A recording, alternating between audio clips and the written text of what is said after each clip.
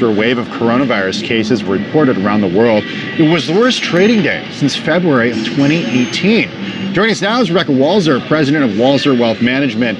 We witnessed another inverted yield curve yesterday, Rebecca, the largest margin since last October. Is it different this time around?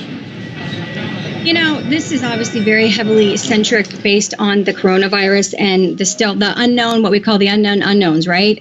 So is this going to be a global pandemic, interrupting supply chains, interrupting travel, interrupting luxury, interrupting all of those sectors that we really make up part of our economy, or is it going to be containable? And you know, it's obviously a positive, but I want to strike a caution tone here that the market is rebounding this morning, because if this becomes, you know, as ingrained or really widens and expands as we think it possibly could, we don't get a actual, you know, solution, we could see a pullback as much as 25%. So I don't really like the V's where we have a huge dip, you know, worst day in 2 years, and then we immediately get the recovery the very next day. That's not enough time to digest and really process what's going on.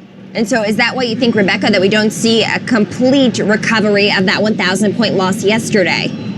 Yeah, absolutely. And I don't think that it's a good thing that we you know, volatility, obviously speculators make money in volatility, traders make money in volatility. But for the average Joe who's looking at his 401k, we don't want to have these big down days and these big up days only to get another alert from some other country besides Italy, besides South Korea, that says, oh, it's really impacting now. Another company coming out and saying it's affecting our supply chains like Apple did 2 weeks ago. And then all this, or a week ago, actually. And then all of a sudden we get another big drop. It's just not a very volatility that is not good for the average person who's looking at the market and saying, oh, I'm starting to feel uneasy. This is a lot of these drops, and this is really starting to affect it. And then consumer confidence will go down, and we will have a ripple effect. So I would rather see a slower, I know it sounds ironic, but I would rather see that we take our time with this and really digest the news before we just, you know, do a actual action. What does this mean for the mom and pop investor, Rebecca, who had been on the sidelines, had money to put to work, saw how well the market did last year, got in at the beginning of this year,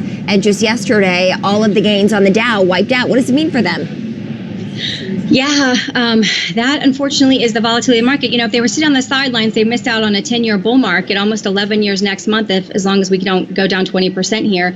And so it's really hard to come in at the top end. The conventional wisdom, as we all know, Tim and Kristen, is buy low, sell high, not buy high. And people make emotional decisions on investing, and they say, oh my gosh, it's doing so well, I got to buy in. Well, when you buy in 10 years later, and we're really having market highs every single day, you know, that's probably not the best time to buy in unless we get a pullback, unless we get some kind of correction. Yesterday might have been a great opportunity to take some growth off the table and maybe buy back in when we have some lower numbers. But I just don't think that we're completely adjusted to what's going to happen with this coronavirus. I'd feel much better if it was summertime and these things were stopping the spreading, because it's obviously related to, you know, symptoms and colds of the winter time. So do you think this is something we're going to be, that will be a distant memory for many investors come summer? Or is this the type of thing that we're still going to be talking about with you in a few months, Rebecca?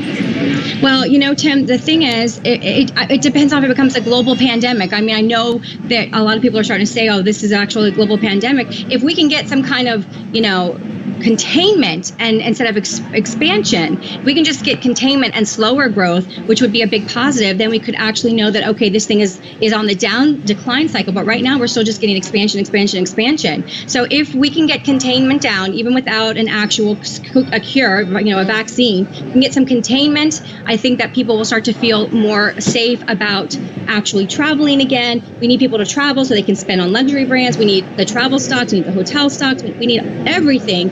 We just need everything to come back to a beginning to normalize, so that we don't continuously see on every single bad news expansion that this is going to blow up. So hopefully that will happen by the summer. This is what I'm praying for, but I don't know what's going to happen with this virus, you know, and the thing that is positive is that the death rate is very low compared to the amount of people that are actually infected. So that's a positive, but it is expanding still, and that's the uncertainty.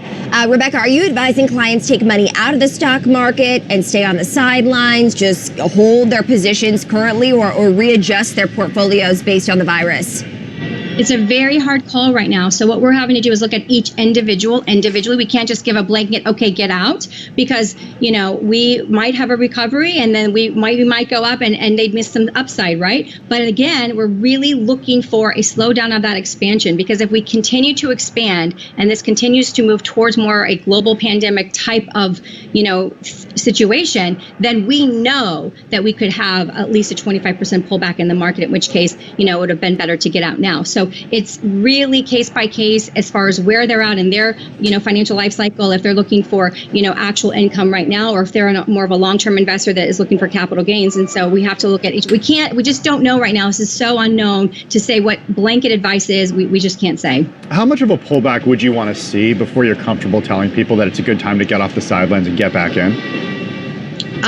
Well, based on our projections of what this could do, I mean, I would think that we could see a pullback of 25% or potentially greater. If it becomes an actual, this is like the apocalyptic times here, then of course the market is going to do much more than that. But for right now, we're thinking if things continue at this expansion rate and we're keeping to hear, you know, more countries with more cases and it's just not being contained, then we're expecting something as high as, you know, a 25% pullback. Wow. You know, and that's why it's... Yeah. I mean, 3.5% that we saw yesterday doesn't look so big in the context of a 25% decline. Rebecca Walser, president That's of kind of Walser the worst Wealth case scenario, Management. Tim. I know it's worst case scenario. Fair. Yeah. It's always All great right. to see you. Thanks for joining us this morning. Thank you, guys. All right, coming up.